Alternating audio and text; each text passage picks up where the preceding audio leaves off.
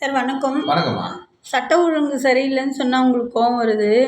ஆனால் டெய்லி ஒரு கொலை நடக்குது, அதுக்கு என்ன சார் பண்ணலாம்? யார் சொன்னா சட்ட ஒழுங்கு சரியில்லைன்னு? சட்ட ஒழுங்கு சரியில்லைன்னா இங்கே ஒருத்தவங்களும் நடமாட முடியாது. தெரியுமா உங்களுக்கு? எப்படி நீங்கள் சொல்றீங்க சட்ட ஒழுங்கு சரியில்லைன்னு?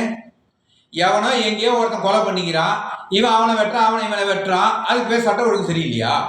பொதுமக்களை 10 பேர் வெட்டுறான் டெய்லி, பொதுமக்களை 10 பேர் கொள்ளையடிக்கிறான், பொதுமக்களை 10 பேர் ரேப் பண்றானா சொல்லுங்க, ஏத்துக்கலாம்.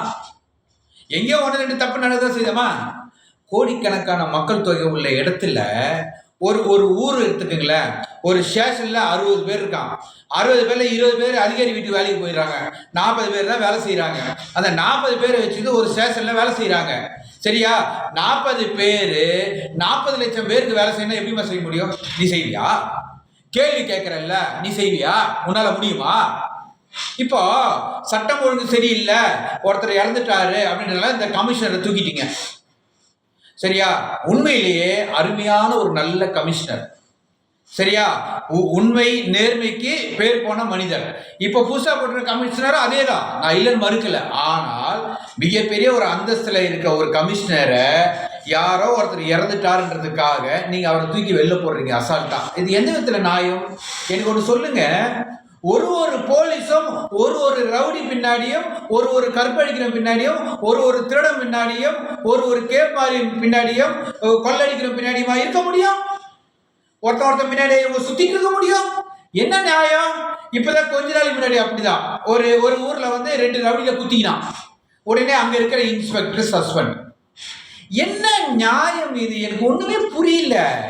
ஏங்க, சட்டத்தை கடுமையாக்க வேண்டிய அரசாங்கம் சட்டத்தை கடுமையாக்காம காவல்துறை மேலேயே பழிய போட்டுக்கிட்டே இருந்து, இந்த ஆட்சியில நீங்க எப்படி சொல்றீங்க, அடுத்த ஆட்சி அவங்க சொல்லுவாங்க, அடுத்த ஆட்சி நீங்க சொல்லுவீங்க, அடுத்த ஆட்சி அவங்க சொல்லுவாங்க. அப்போ மாத்தி மாத்தி மாத்தி மாத்தி மாத்தி அந்த காவல்துறையே குறைய சொல்லி நீங்க பேர் வாங்கிக்கிறது எந்த விதத்துல நியாயம்? எதனா கொலையா காவல்துறை சரியா பார்க்கல, எவனா கருப்பேசனா காவல்துறை சரியா பார்க்கல, எவனா திருநானா காவல்துறை சரியில்லை. இதெல்லாம் யார் சரி பண்ணணும்? நான் கேட்கிறேன், நியாயமா கேளுங்க, நியாயமா பதில் சொல்லுங்க. அதாவது திருடனையோ ரேப் பண்றவனையோ கொலை பண்றவனையோ போலீஸ் பிடிக்காம இருக்கா? என்ன பதில் சொல்லுங்க. 21 நாள்ல நீ அவனோட இதை க்ளோஸ் பண்ணி அந்த கேஸ் எடுத்து வெயி. 21ஆம் தேதி நான் அவங்களுக்கு தீர்ப்பு வழங்குற, தண்டனை கொடுக்கலன்னா நீ என்ன கேள்வி கேள்றா. நீங்க எல்லாம் சொல்லுங்க, அரசியல்வாதிகள், நீதிமன்றங்கள், வக்கீல்கள், நீங்க எல்லாம் சொல்லுங்க. காவல்துறை அதுக்கப்புறம் அவங்க கடமையை செய்யலைன்னா நீங்க என்ன சொன்னாலும் ஏத்துக்கிறேன். இந்த ஆசையா வளர்த்து அந்த முடியை விட நான் வெட்டி எடுத்துற, மொட்டை அடிச்சிடறேன். சரியா?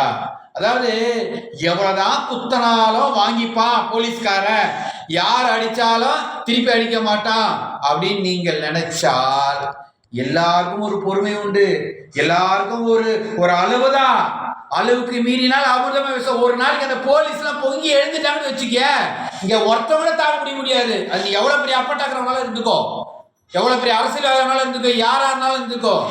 ஏன்னா இன்னைக்கு எல்லாருக்கும் தேவையானது இந்த காவல்துறை மட்டும்தான்.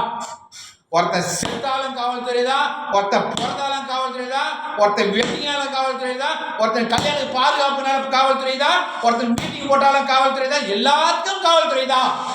காவல்துறை இல்லாம இங்க ஒரு அணு கூட அசையாது இல்லையா? அப்படி இருக்கும்போது அவங்கள ஊக்கப்படுத்தி அடுத்ததுக்கு கொண்டு போகணுமே தவிர அவங்கள மட்டம் தட்டி கைகளை கட்டி போட்டு அவங்கள சாவடிக்கல என்ன நியாயம் சார்? எத்தனை போலீஸ் குடும்பம் சந்தோஷமா இருக்குன்னு சொல்லுங்களா பார்க்கலாம். நான் கேட்கிறேன், ஊருக்கெல்லாம் அவங்க பஞ்சாயத்து பண்ணி சேர்த்து வச்சுட்டு போவாங்க. ஆனா எத்தனை குடும்பங்கள் சந்திரிக்கு தெரியுமா?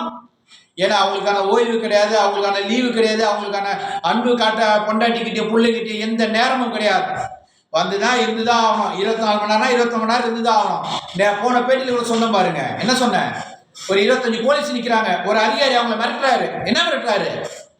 நீங்க எல்லாம் எங்கேயுமே உட்காரக்கூடாது, சாயந்தரம் வரைக்கும் நீ நின்றாருன்றாரு. என் காலால கேட்டு அவரை கிராஸ் பண்றேன்.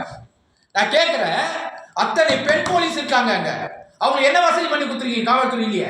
இல்ல தமிழக அரசு என்ன பண்ணி கொடுத்துருக்கீங்க சொல்லுங்க? ஒரு பாத்ரூம் வருது, அவங்க எங்க போவாங்க? ஒரு வயிற்று வலி டேட்டு, அவங்க எங்க போவாங்க? அவங்களால எவ்வளவு மணி நேரம் நிக்க முடியும்? யோசிச்சு பாருங்க. ஒரு பெண் காவலரால ஒரு டேட் வந்துட்டா அவங்களால நிக்க முடியுமா? அந்த காலம் வயிறு வலி குடைச்ச அவ்வளவு இருக்கும் அவங்களுக்கு. மனிதனை மனிதனா நீங்க முதல்ல நடிக்கணும் சார். காக்கி சட்டை போட்டா அவங்கள மிருகம் நினைக்காதீங்க, அவங்கள மனுஷன் தான்.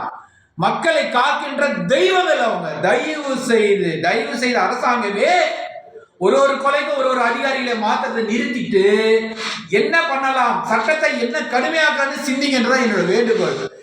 இந்த வீடியோ கூட இதே காவல்துறை குரூப்ல போட்டா கூட யாரும் குரூப்ல ஷேர் பண்ண மாட்டாங்க. ஏன்னா அதுக்கும் பயம் அவங்களுக்கு.